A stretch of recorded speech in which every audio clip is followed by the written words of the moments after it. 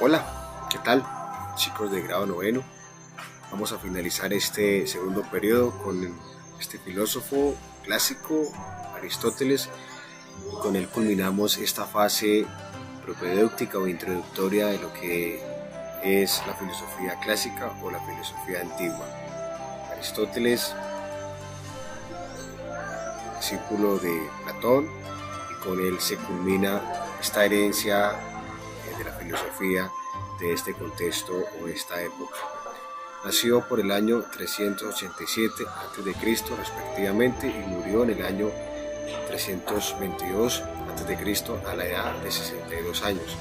En Estagira nació, y cuando ustedes escuchan hablar del filósofo estagirita, o que hablen del estagirita o según el estagirita, en otras palabras, le están hablando desde Aristóteles. Discípulo de Platón, como les comentaba, a los 17 años ingresó a su academia y allí se instruyó en filosofía y en letras, y quizá otras ciencias.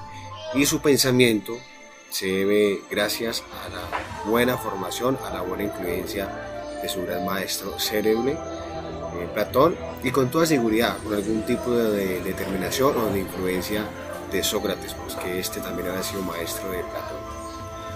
Es fundador de uno de los sistemas académicos de filosofía más interesantes o importantes en Atenas, como fue el Liceo de Atenas, y sus obras, su pensamiento, sus teorías en metafísica, en dialéctica, en ética, en antropología, en política, dio como resultado, como consecuencia, como suma, el fundamento epistemológico, el fundamento hermenéutico para otras ciencias que en un futuro o en años posteriores vendrían, que estas fuesen a gestarse, como fueron las matemáticas, la física y, cómo no decir, la teología. Recordemos que Aristóteles influyó grandiosamente, determinó el pensamiento filosófico de Santo Tomás de Aquino, así como Platón determinó, como influyó en el pensamiento de San Agustín de Hipona en el siglo XII, Aristóteles determinó e influyó en el pensamiento de Tomás de Aquino en el siglo XIII. Y toda la herencia filosófica y teológica de Tomás de Aquino se debe gracias a este ilustre pensador. Dicho en otras palabras, la filosofía aristotélica fue evangelizada, fue cristianizada por el pensamiento de Tomás, y la filosofía platónica fue cristianizada, fue evangelizada por el pensamiento de San Agustín de Hipona. No quiere decir que ellos se hayan convertido en el cristianismo, ni más faltaba, porque de aquí pues, han pasado más de 10 años, de 10 siglos de historia, sino que esas teorías fueron las que sirvieron para apoyar estos filósofos y que ellos empezaron a pensar y que pensaron lo que pensaron. Pues, por ejemplo, Tomás de Aquino sostiene la teoría del motor inmóvil para explicar la existencia de Dios, y esto también lo explicó Aristóteles en la antigüedad para explicar el origen del mundo, pero solo que ya sin motor inmóvil, para Tomás de Aquino es Dios, quien le da movimiento al mundo, al cosmos, al universo, y que lo prendió en algún momento y que hasta ahora no se ha detenido, no ha parado, sigue en movimiento.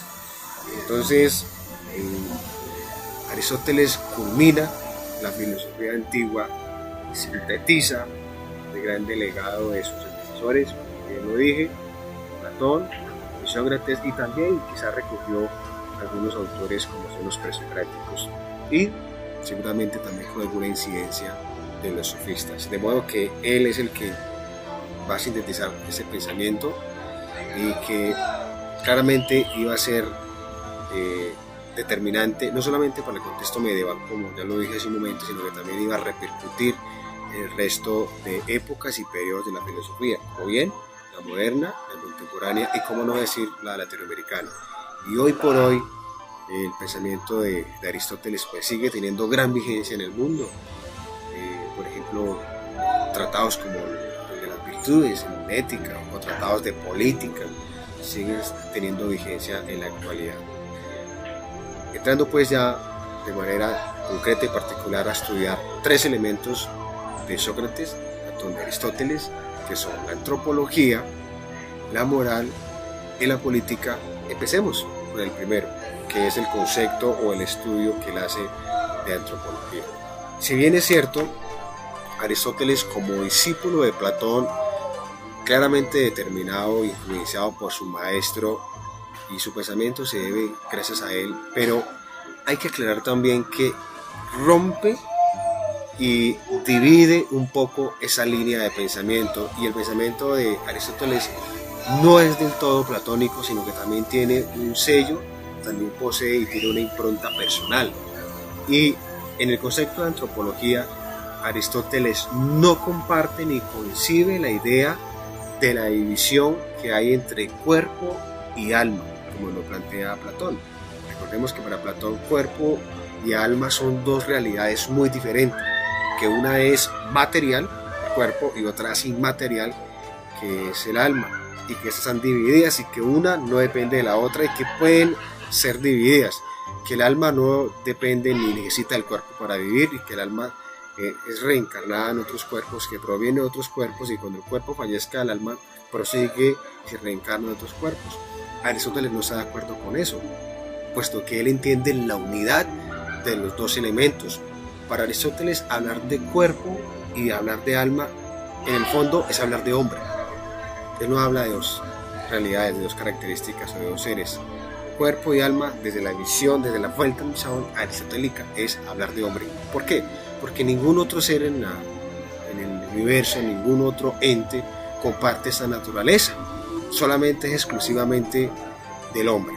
Entonces, esto implica que él se aleje un poco de su pensamiento, de su gran maestro Platón, y que le dé ese sello personal. Entonces, en este orden de ideas, para Aristóteles, el alma termina cuando termina el cuerpo, y ésta no se reencarna en otros seres vivos. Para Aristóteles, el alma es el que le da la forma al cuerpo y que está, claro, inmerso en él, y es el que le provee las grandes virtudes, los valores y los principios que más adelante los miraremos cuando estemos estudiando el concepto de ética. Y hace la aclaración, y es que el alma no es eterna, sino que esa termina cuando termina el cuerpo, contraposición que le está haciendo a su gran maestro Platón. Y que, claro, que no se pueden separar y que en el fondo son una misma o son una sola esencia.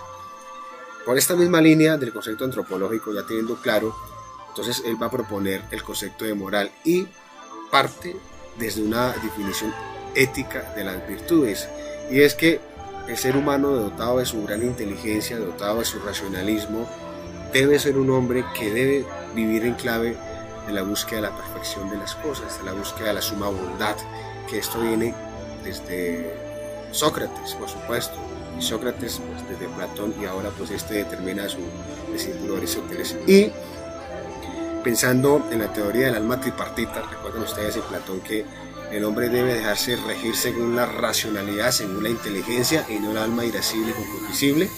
Pues Aristóteles también toma parte de este legado y ve la existencia o la realidad humana como un hecho inteligible, como un hecho racional, y la racionalidad allí es la que le dice al hombre qué es lo que debe hacer y qué es lo que debe evitar.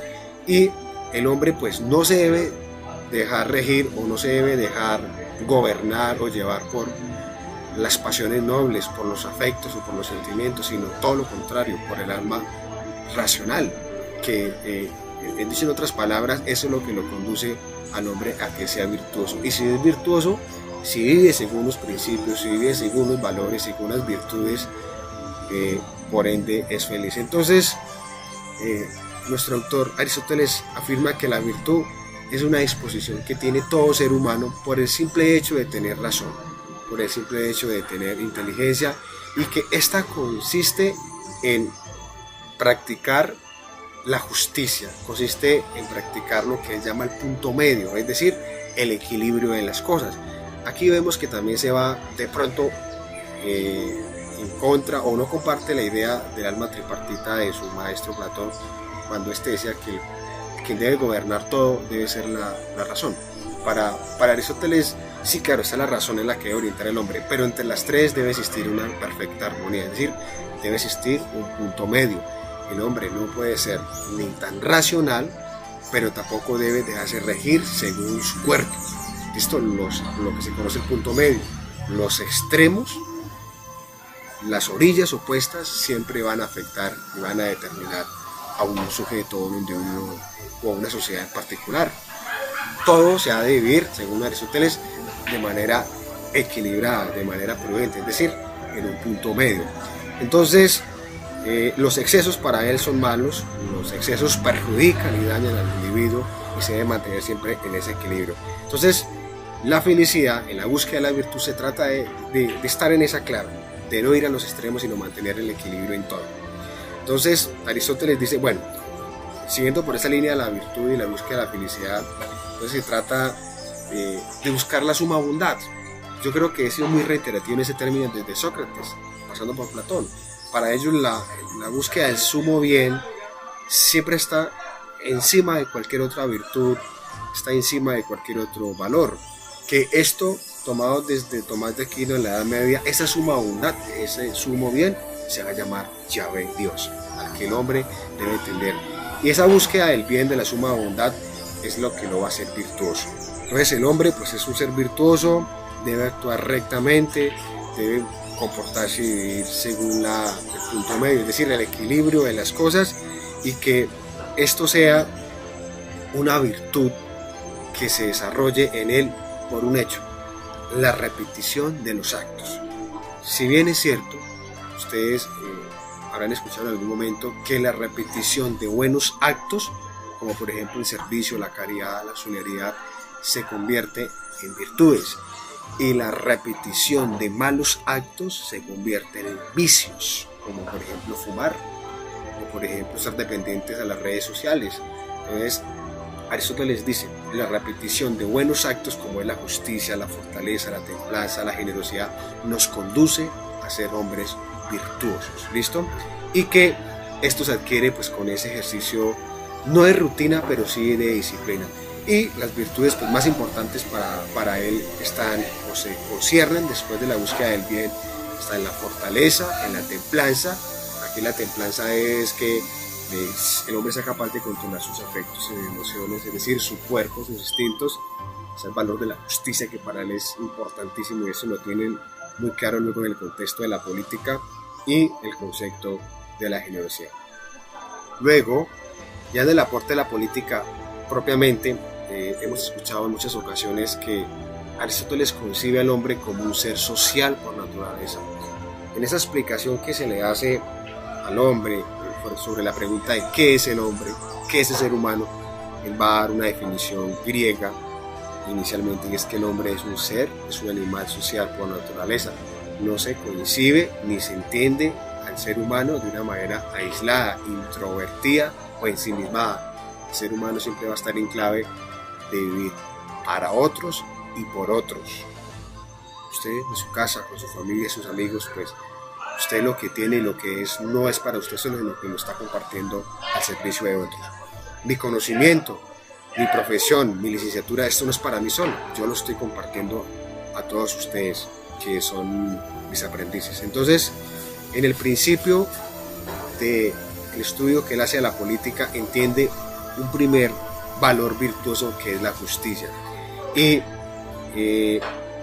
vaya a explicar la política también por la misma clave de la ética, y es que en la medida en que los gobernantes son hombres sabios, hombres virtuosos, hombres justos, podrán lograr que sus gobernados, que sus pueblos, que su población pueden lograr que también sean justos, que también sean sabios, de modo que le implica al gobernante ser una persona que busque la virtud y por ende que sea feliz, y de esta misma manera pues va a conducir a su pueblo en este mismo orden de ideas.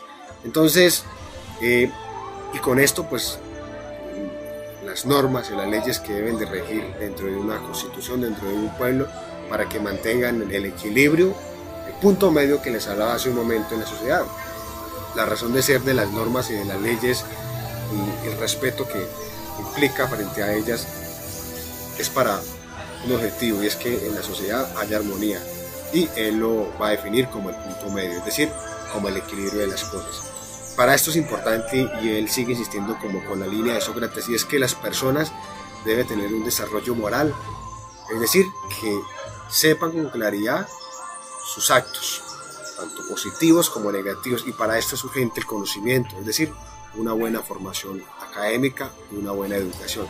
Las personas cuando saben y conocen qué es lo bueno y qué es lo malo, de esa misma manera tienen la capacidad de elegir y de optar según lo que les conviene. Y él habla de algo que se llama la politeia. La politeia es el sistema político que él predicaba o que él reflexionaba en aquel contexto, y es lo que hoy por hoy se entiende como una constitución democrática. Es decir, él no comparte la idea de la tiranía, ni mucho menos comparte la idea de las monarquías, es decir, que un gobernante someta a un pueblo bajo sus pies y que haga con él lo que se le dé la voluntad. No, para él es importante la politeia, y la politeia es aquel sistema político donde gobierna la mayoría, aquel sistema político donde se le da participación a sus ciudadanos, que dicho en otras palabras es la misma democracia. Entonces, y por eso él concibe al hombre político, al gobernante, como un hombre sabio, como un hombre virtuoso, que se preocupa por la búsqueda de la perfección personal, pero que también se preocupa por la perfección y los valores y los principios de sus gobernados, de su pueblo, y para esto es urgente desarrollar un sistema político llamado la politeia, es decir, la democracia. De lo contrario, pues no tendría razón de ser su sistema político.